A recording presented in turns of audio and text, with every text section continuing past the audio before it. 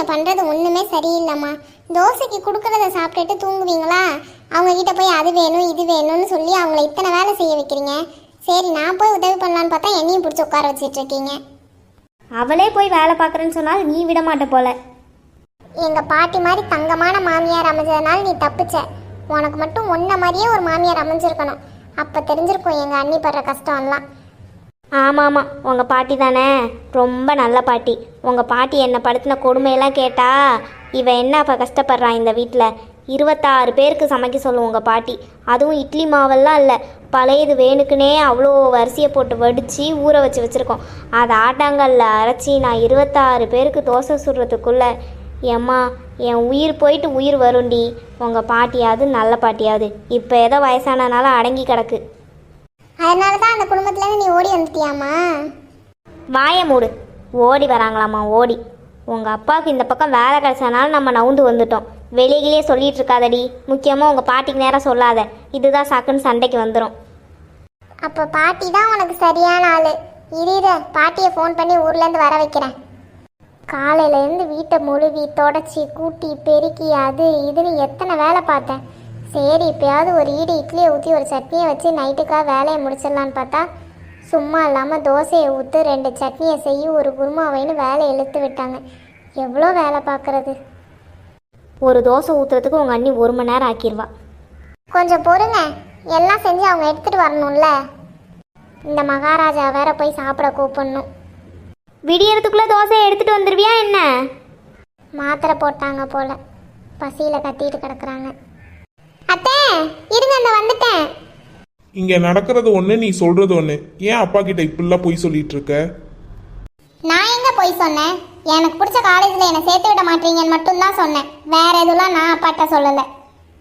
உனக்காக தானே அம்மா அலைஞ்சிட்டு இருக்காங்க. நீ என்னமோ அம்மா உனக்காக வந்து பேசாத மாதிரியே அப்பாட்ட சொல்லியிருக்க. அலைஞ்சு மட்டும் என்னென்ன பிரயோஜனம்? அங்கே வேலை நடந்துச்சா? நான் நினச்சது நடந்துச்சா? இல்லை இல்லை. யாராவது போய் அது மேலே உட்காருவாங்களா? எதில் உட்காந்துட்ருக்க நீனு? முதல்ல கீழே இறங்கு. உட்காருங்கம்மா. பரவாயில்லப்பா. இங்கே இருக்க ஒன்று எங்கள் அப்பா எனக்காக வாங்கி வச்சது.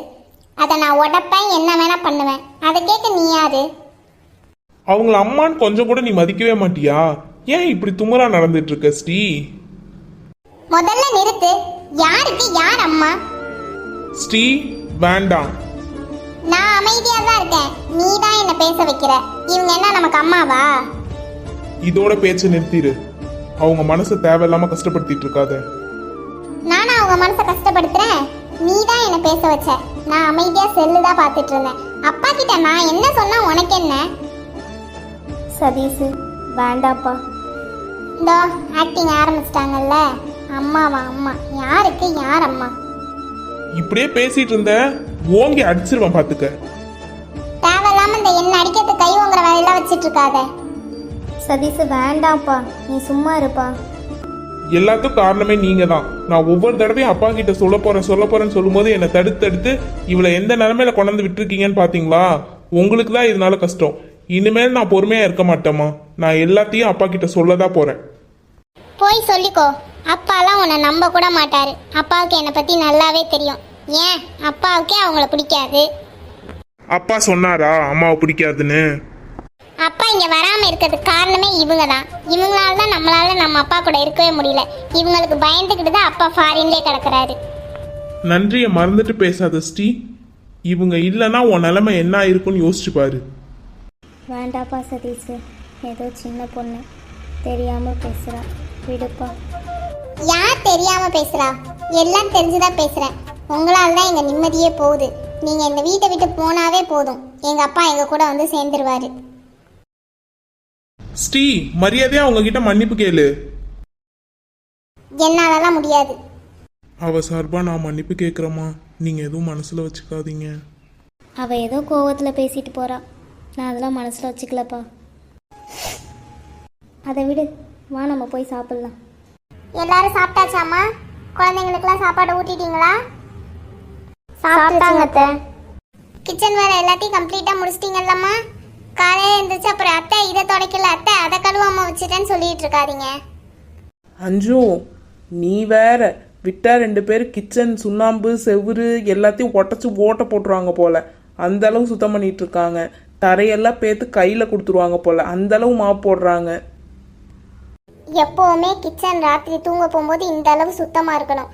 அப்பதான் நோய் எதுவும் வீட்டுக்கு வந்து சேராமல் இருக்கும், நம்மளும் நிம்மதியாக ஆஸ்பத்திரி போகாமல் வாழ முடியும். அப்ப இருந்த மாதிரியே இப்பயும் இருக்காஞ்சு. உன்கிட்ட ஒரு சின்ன மாற்றம் கூட எனக்கு தெரியல. காலையில் என்ன சமைக்கணும்னு இப்போவே சொல்லிட்டு போயிருங்கத்த, அப்புறம் உங்கள் கதவை வந்து தட்டிட்டு இருக்க முடியாது. அப்படியே சொல்லிட்டாலும் எல்லா வேலையும் இழுத்து போட்டு செஞ்சிருவா பாரு. எப்படியும் அவ தான் செய்ய போறா, நீ கூட நின்று வேலை செய்கிற மாதிரி நடிக்க தான் போற. எல்லாம் அவகிட்ட சொல்லியிருக்கேன். நான் வேலை செய்யாமல் நடிச்சிட்டா சுமதி இருக்கேன். என்னங்கத்த அக்காவை போய் இப்படி சொல்கிறீங்க? அக்கா என்னைக்கு நடிச்சிருக்காங்க? சும்மா அங்கே இங்கே நடந்துக்கிட்டு இருப்பாங்க, அவ்வளோதான். ஐயம் பாவம் சுமதி, நீயே இப்படி அக்காவை காலை வாரலாமா? விடுங்க வதனே, அவளுக்கே உண்மையை பேச எப்பயாவது தான் வாய்ப்பு கிடைக்குது. எப்படா காலை வரலான்னு ரெடியாக தான் இருப்பீங்க போலயே எல்லாரும். வதனே, நாளைக்கு காலைல எங்கேயோ போகணும்னு சொன்னீங்கல்ல, அத்தைக்கிட்ட சொல்லிடுங்க வதனே. எங்கே போகிறோம் அஞ்சலி? என்கிட்ட இதை பற்றி நீ ஒன்றுமே சொல்லலை. நகை விஷயமாக தான் 2 பேர் வெளியே போகிறாங்க போல. ச்சே, எங்கே போகிறாங்கன்னு ஒட்டு கேட்காம விட்டுட்டோம். பாதியிலே போனது தப்பாக போச்சு. எல்லாம் இந்த அத்தை கிழவியால் தான். எல்லாரும் இல்லை அஞ்சு, நானும் சுமதி மட்டும்தான் போறோம். நீயும் சுமதி மட்டுமா?